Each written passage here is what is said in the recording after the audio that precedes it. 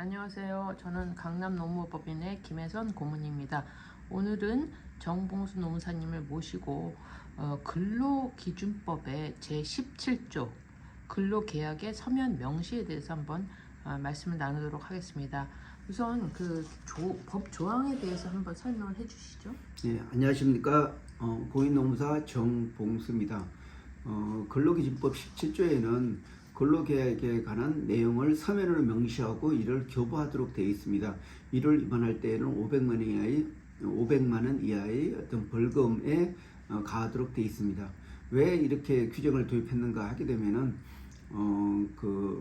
이제 근로계약 간에 발생하는 이런 분쟁을 사전에 예방하기 위한 수치라고 할 수 있습니다. 그러면 그 17조의 그 명문 규정은 이렇게 되어 있습니다. 사행자는 근로계약 체결 시에 임금, 소정 근로시간, 기타 법정 휴일, 법정 휴가를 서면으로 명시해야 된다. 그리고 또 임금의 구성 항목, 계산 방법, 지급 방법, 지급 시기에 대해서도 서면으로 명시해야 된다. 이런 내용을 포함하고 있습니다. 그리고 또 이를 변경할 때에도 반드시 서면으로 명시하도록 되어 있습니다.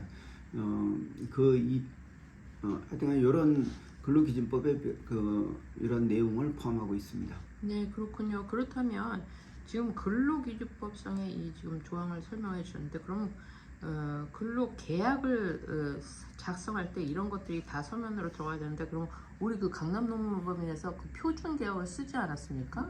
네, 거기에 이런 내용들 다 들어가 있는 거죠? 예, 강남노무법인 앱을 사용하시면은 5가지 유형의 근로계약서가 있고 거기서 자유롭게 원하는 대로 핵심만 넣으면은 자동으로 이렇게 만들어집니다.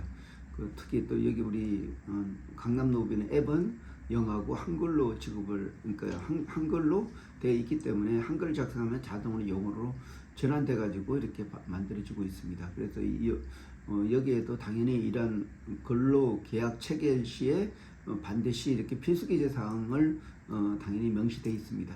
네, 그렇군요. 그렇다면 이거를 서면으로 해야 되고, 이게 위반했을 경우, 이 법을 위반했을 경우에 500만 원 벌금을 문다 그러는데, 이 벌금은 그럼 사업장에서 물어야 되고, 이게 어떤 향후에 좀 문제가 될 수 있겠네요. 네, 그걸 예, 설명을 해주시죠. 예, 그렇죠. 예, 예.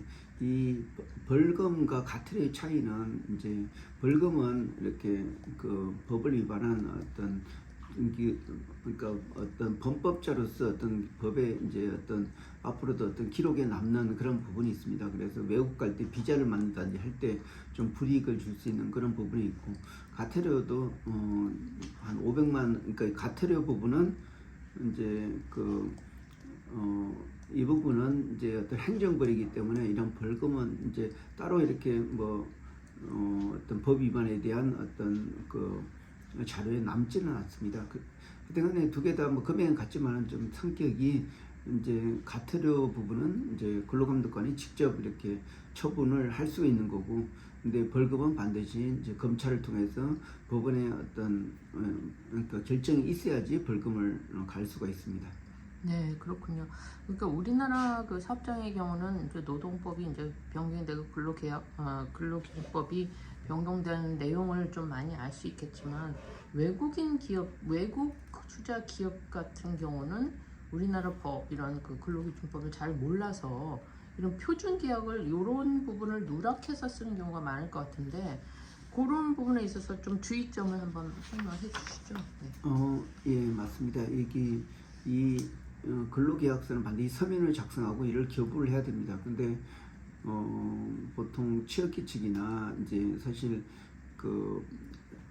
어떤 규모가 큰 회사 같은 경우는 이제 어떤 근로계약이라보다는 이 나름대로 회사의 어떤 규정에 따른다 해가지고 별도로 서면을 발급하지 않는 경우가 있습니다. 이럴 경우에는 좀 차후 문제가 될 수가 있습니다. 그렇기 때문에 반드시 근로자의 특별한 내용에 대해서는 반드시 하고, 그리고 이렇게 임금이나 이런 부분은 취업기준에 따른다 하더라도 그런 명시가 돼 있어야 됩니다. 그래야지 나중에 분쟁을 예방할 수가 있습니다.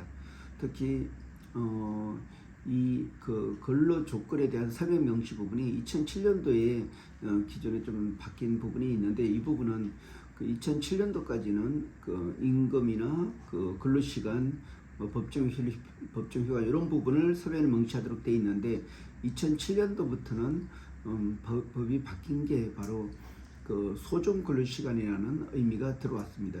기존에는 근로시간이 있는데 소정 근로시간이라는 것은 근로자가 그러니까 일하기로 그러니까 소정 근로시간은 법정 근로시간 내에서 근로자 사용자가 서로 일하기로 정한 그 시간을 얘기를 합니다. 다시 말해서 그 법정 근로시간 내에서 이 소정 근로시간을 정해야 되는데 이는 그 주 40시간 이내에서 정해야 된다는 거. 그래서 이렇게 소정 근로시간을 뒀다는 것은 그 포괄임금을 인정하지 않는다는 얘기입니다.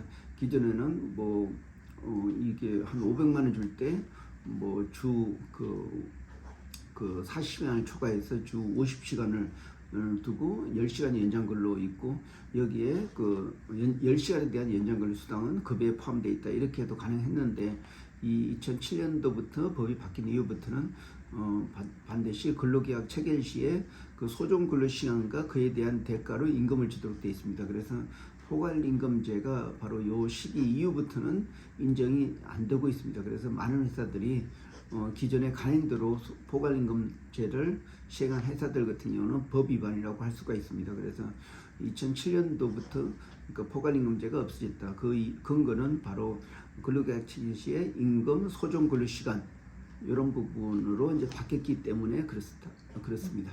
네, 그렇군요. 오늘 근로계약의 서면 명시에 대해서 자세히 설명해 주셔서 감사합니다. 예, 고맙습니다.